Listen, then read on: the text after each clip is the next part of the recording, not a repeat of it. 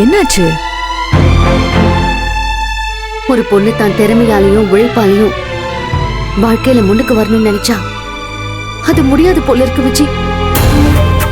இந்த ஆம்பளைங்க பொண்ணுங்களை பாக்குற பார்வையே இன்னும் மாறல.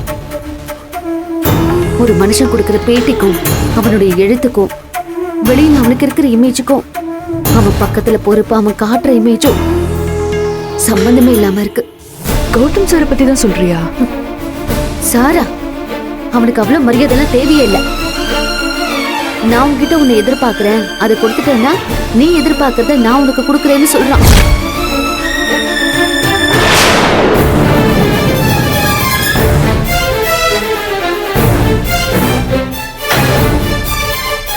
அவன் கண்ணத்துல ஒரு அறை கொடுத்தது மட்டும் பத்தாது மகா, அவன் தலையை திருக்கி போட்டு வந்திருக்கணும். ஆக்சுவலா நீ அப்படிதானே பண்ணுவ. இன்னைக்கு என்னன்னா நடந்ததை சொல்லி ஃபீல் பண்ணிட்டு இருக்க. உனக்கு என்ன ஆச்சு மகா? ஏன் இப்படி இருக்க? அந்த அதிர்ச்சியில இருந்து இன்னும் என்னால மீண்டு வரவே முடியல விஜி.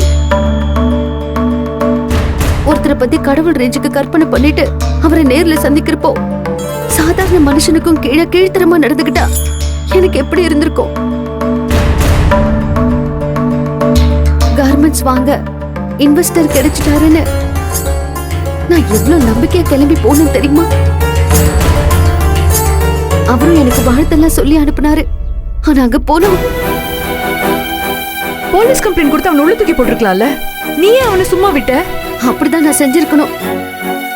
ஆனா அப்படி பண்ணாதது எனக்கு குற்ற உணர்ச்சியா இருக்கு. போலீஸ் கம்ப்ளைண்ட் ஆகுதுன்னு போனா இந்த விஷயம் அவருக்கு தெரிய வந்துரும். என்ன அவன் அந்த மாதிரி ட்ரீட் பண்ணான்னு தெரிஞ்சா அவர் அவனை சும்மா விட மாட்டாரு. அப்படிதான் அவர் அஸ்வினை அடிக்க போய் கடைசியில என்ன ஆச்சுன்னு உங்களுக்கு தெரியும்ல.